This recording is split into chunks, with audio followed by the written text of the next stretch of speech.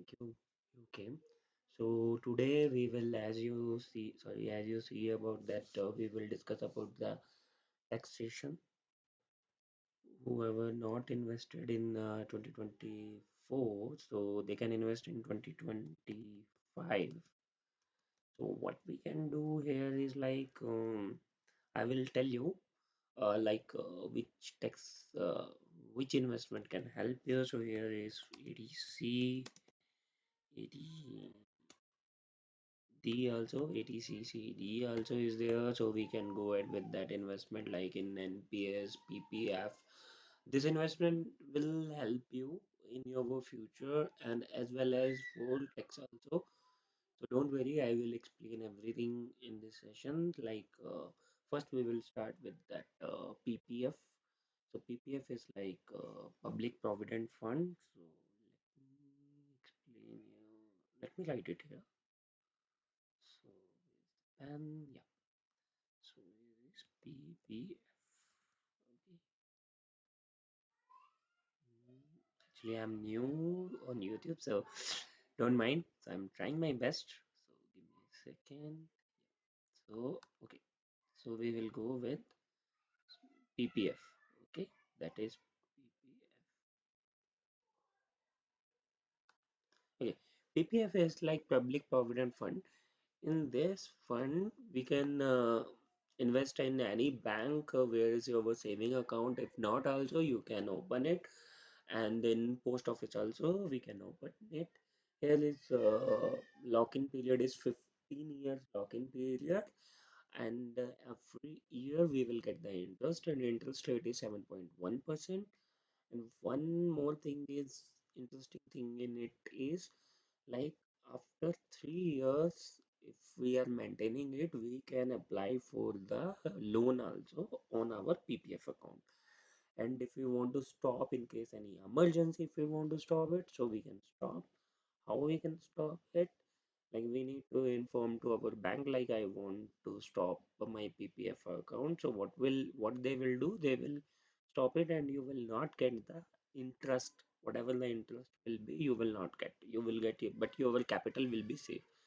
Eh, Second point, if we save in it, whatever the thing is going on, like some COVID came, some recession came, anything came, your money will be safe, and whatever the interest promised by bank with you, you will get that amount.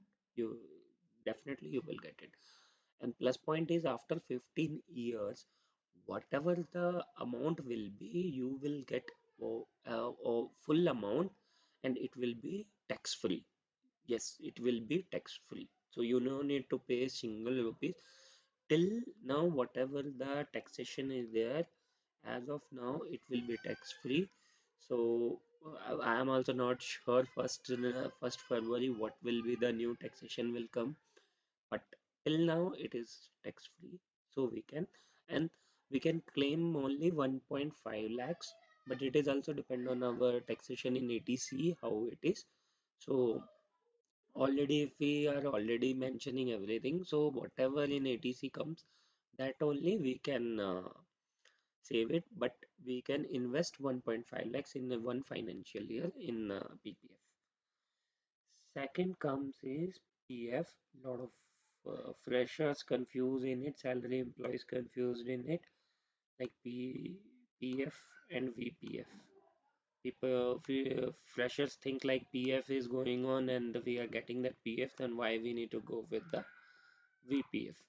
So VPF is Provident Fund and VPF is Employee Provident Fund is there. So in this, what happened in PF is your company will give some amount. Okay, you will get the government account will be like URN number you will get it, and your PAN card through its link only. Now Aadhaar card also linked. So what will happen? Company some amount in the CTC, whatever the CTC, they are also mentioned Provident Fund. In that Provident Fund, you will get it like this much amount any financial year you will get in your suppose you joined in the organization after 7 months or 8 months or 1 year after you get some hike and new offer letter released for you For that also you can check it out. PF so amount increased. So if you divide by 12 only, so every month PF will cut. Okay, and it is also safe. Their interest rate as of now 8.1%, and that is also tax free. And in emergency case, after 3 years, I believe, yeah, in emergency case like marriage, health, or any emergency, critical emergency, you can get this amount, 80% amount you can withdraw in case uh, 60 days you jobless. In case if you are jobless for 60 days, you can withdraw full amount and you need to declare in the Provident Fund office like I am jobless, I need the money, so you can get the 100% amount from your PF account. And VPF is like suppose company is giving you 2000 rupees PF, okay, and if from your salary you also want to contribute in VPF, so you can also contribute up to 80% of your salary you can contribute. But I suggest starting beginning time you just check it out how much expenses you have and how much you need it for survive in emergency case, in food, in travel time also, every point you need to check and then only you need to decide कि मुझे कितना VPF में पैसा डालना है। ये भी मैं आपको बता देता हूँ, वीपीएफ भी टैक्स फ्री है, इस पे कोई टैक्स नहीं लगता।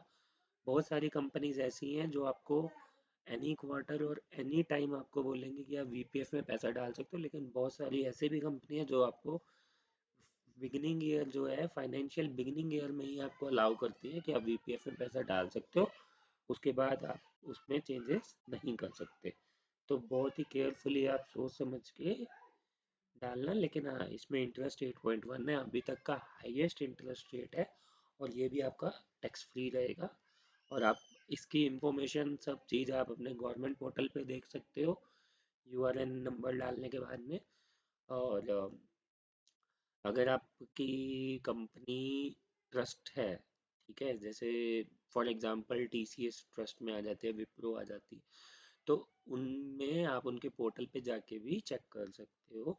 और अगर आपको ट्रांसफ़र लेना है अपना पूरा पैसा, सपोज आपका पीएफ कट रहा था एक कंपनी में दो 10,000 रुपये, इमेजिन, ठीक है, आपने 1 ईयर काम किया तो जितना भी अमाउंट होगा वो आप दूसरे, आप नई कंपनी में जा रहे हो तो वहाँ पे भी आप अपना पीएफ का पैसा जो है उस कंपनी के में ट्रांसफ़र कर सकते हो। तो आपको 12 बीबी फॉर्म जो है गवर्नमेंट साइट से आपको डाउनलोड करना पड़ेगा। और वो डाउनलोड करने के बाद जो आपकी करंट कंपनी और प्रीवियस कंपनी उन दोनों को एक मेल लिखना पड़ेगा आपको कि मैं अपना ट्रांसफ़र कर रहा हूँ और मैं यहाँ से ट्रांसफ़र ले रहा हूँ और यहाँ कर रहा हूँ, ये दोनों को आपको मेल करना पड़ेगा। और उसके बाद में आपका विद इन जो आपका करंट कंपनी होगा वो विद इन 60 डेज का टाइम रहता है, लेकिन 48 और 50 डेज में आपका हो जाएगा। इन केस अगर कुछ इश्यू होता है तो आपकी करंट कंपनी आपको मेल पे रिप्लाई करके बताएगी। आइदर आपका जो ओल्ड कंपनी जो आप मेल करोगे उस पर आपको रिवर्ट बैक आएगा कि ये इश्यू है, इसी कारण से नहीं हो पा रहा है, ठीक है।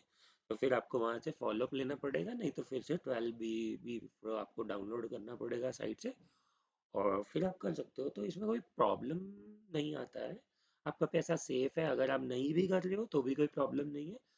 बट अगर आप सीए से किसी से डिस्कस करोगे तो ही विल टेल यू नहीं, आपको पुरानी कंपनी से आपको पैसा जो है वो नई कंपनी में ट्रांसफ़र कर लेना चाहिए। और इसका इंटरेस्ट रेट अभी सबसे हाई है और टैक्स फ्री है। तो आई सजेस्ट कि आप इसमें आप कर सकते हो, और इसमें आपको कुछ भी नहीं करना है। आपको अपने कंपनी के पोर्टल पे जाके कर सकते हो, अगर आपका कंपनी छोटा है तो आप एचआर को मेल कर सकते हो, उसमें जाके करोगे तो ऑटोमेटिकली ये आपका फॉर्म 16 के अंदर भी आ जाएगा, ठीक है, इजीली आ जाएगा। और आपको कुछ डिक्लेयर करने की ज़रूरत नहीं है, आपका कंपनी जो है वो सब कुछ टेक केयर करेगा, इसमें आपको कुछ ही से कुछ करने की ज़रूरत नहीं, कहीं जाना नहीं है, कहीं कुछ नहीं करना है, सब आपका आपकी ऑर्गेनाइजेशन जो है वो करके दे देगी, ठीक है। पीएफ ऑटोमेटिक आपको मिल जाएगा, आपको जो करना है डिक्लेयर वो आपको वीपीएफ करना पड़ेगा, ठीक है। पीएफ आपको बाय डिफ़ॉल्ट मिलेगा, ठीक है। उसके बाद में आ जाते हैं हम एलआईसी पे, ठीक है। आइदर आप LIC बोल लो या LIP बोल लो, प्रीमियम बोल लो। पी लगाओगे तो प्रीमियम हो जाएगा, LIC लगाओगे तो लाइफ इंश्योरेंस कंपनी बोल सकते हो। तो आप एक LIC ले सकते हो। अगर आपको LIC में इंटरेस्ट नहीं है तो आप एक टर्म इंश्योरेंस ले लीजिए। जैसे टर्म इंश्योरेंस में क्या होता है कि अगर किसी भी कारण से सुसाइड को छोड़ के, अगर आपको कोई बीमारी वगैरह है तो आपने अगर डिक्लेयर की हुई है पहले से तो ठीक है। इन सब चीज़ों में अगर आपकी कोई डेथ होती है तो आपकी फैमिली को एक अमाउंट जो है वो मिलेगा, लेकिन यहाँ पे एक एज लिमिट भी होती है। मैं यहाँ पे TM लिख देता हूँ ताकि आपको पता लगे कि मैं किसके बारे में बात कर रहा हूँ। मैं अभी इसके बारे में बात कर रहा हूँ, नंबर 1। ठीक है। तो इसमें क्या रहता है ना, इसमें आपको सारी चीज़ें मिल जाएंगी आपकी डेथ के बाद में, या किसी की भी डेथ जिसने ये टर्म इंश्योरेंस लिया हुआ है उस पर्सन की अगर डेथ होती है तो उस स्टार्टिंग में जब आप ये ओपन करवाते हैं तो आपको ना अपनी सारी हेल्थ की डिटेल सब कुछ बताना पड़ता है। उसके अकॉर्डिंग आपका ये निकल के आएगा, प्रीमियम निकल के आता है। तो ये जितनी कम उम्र में आप लोगे उतना अच्छा है, क्योंकि इसका फ़ायदा ये है इसका प्रीमियम फिक्स रहेगा। इसका आपका प्रीमियम नहीं कभी बढ़ेगा। जैसे अगर मान लो आपने यंग एज में 20 की एज में मान लो आपने जॉब करना स्टार्ट कर दिया है, चलो मैं समझता हूँ 24 में बीटेक ख़त्म हुई आपकी या कोई भी आप अलग कोर्स किए हो, तो 24 में आपने स्टार्ट किया तो आपका प्रीमियम आएगा अप्रोक्स 1000 रुपीज़ के लमसम। ठीक है। तो ये टिल आपका 1000 ही रहेगा। सेकंड पॉइंट यहाँ पे ये आ जाता है कि वहाँ पे आपको अपनी एज डिक्लेयर करनी पड़ती है कि ये प्रीमियम मैं 80 ईयर्स तक ले रहा हूँ या 100 ईयर्स तक ले रहा हूँ। ठीक है। तो उस हिसाब से आपको डिक्लेयर करना पड़ेगा और उस टाइम तक आपका ये प्रीमियम का पैसा जो है ये कटता रहेगा। इन केस कभी डेथ हो जाती है वो जिसने प्रीमियम लिया हुआ है, और जो टर्म्स और कंडीशन उसने जो वहाँ पे लिखी थी कि हाँ मैं मतलब जैसे मतलब मान लो मुझे किसी पर्सन को कोई बीमारी है या कुछ है, तो उस केस में क्या होगा, वो फिर आपका प्रीमियम इंक्रीज हो जाएगा और फिर जब कुछ होगा तो वो वेरीफाई होगा और उसके बाद में आप वो जितने का आप प्रीमियम लिए वो 50 लाख 1 करोड़ का वो आपको मिल जाएगा इस तरीके से। और ये आ जाता है LIC। LIC मतलब लाइफ इंश्योरेंस का होता है। तो लाइफ इंश्योरेंस में आपको कुछ नहीं है, आपको प्रीमियम लेना पड़ेगा और प्रीमियम का अमाउंट जो रहता है वो आपको भरते रहना है। इसमें आपको डेथ वगैरह का कोई सीन नहीं होता है, आपके ऊपर है, आप डेथ वाला प्रीमियम लेना है वो लीजिए। नहीं आपको है कि भाई मुझे 10 साल तक मैं पैसा भरूंगा या 5 साल पैसा भरूंगा उसके बाद मैं 3 साल वेट करूंगा फिर मुझे कुछ पैसा मिलेगा, इस तरीके से भी आप इसमें जा सकते हो LIC। ठीक है। उसके बाद में जो आपका आ जाएगा, जैसे मेरे पास PPF भी आ गया है, VPF भी आ गया, PF आ गया, LIC भी आ गया, TM आ गया। अब आ जाता है ELSS। ELSS, EMS शॉर्ट में बोलूँ तो म्यूचुअल फंड। ये म्यूचुअल फंड रहेंगे, ये आपके म्यूचुअल फंड रहेंगे। ऐसे बहुत सारे म्यूचुअल फंड है लेकिन ये आपके टैक्स सेविंग म्यूचुअल फंड रहेंगे।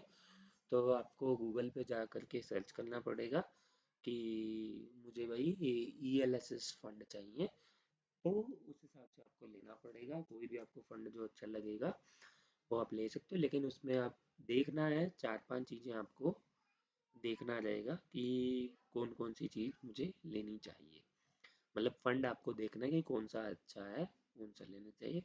मैं म्यूचुअल फंड पे भी एक वीडियो बनाऊंगा थोड़े टाइम में। मैं बताऊंगा आपको कि कैसे लेना है, कौन सा लेना है, क्या देखना चाहिए। ये सब चीज़ें मैं आपको बना के दूंगा। ठीक है। और ELSS का प्रॉब्लम ये है कि ये 3 ईयर का लॉक इन पीरियड रहेगा आपके लिए। आपको 3 ईयर तक आप उसमें कुछ चेंज नहीं कर सकते, आप उसको बंद नहीं कर पाओगे। और ये आपको 1 साल का बेनिफिट दे देगा। जिस भी करंट फाइनेंशियल ईयर में आप करवाएंगे उसका आपको बेनिफिट मिल जाएगा। ठीक है। तो एज पर माई बिलीव इतना अगर आप कर लेते हो तो इतने में मेरे हिसाब से आपका 80C कवर होता है। 80C में 1.5 लाख हम दे सकते हैं। अगर आप मैरिड हो तो आप आपके बच्चे का ट्यूशन का फीस भी दे सकते हो। अगर आपके बच्चा अभी छोटा है तो आप, अगर आपकी बेटी है गुड़िया है आपके, तो सुकन्या समृद्धि भी आप चाह सकते हो। उसमें भी आपको इंटरेस्ट मिलेगा, लेकिन उसमें भी लॉक इन पीरियड है 15 और 18 ईयर्स का लॉक इन पीरियड रहेगा आपके लिए। तो उस हिसाब से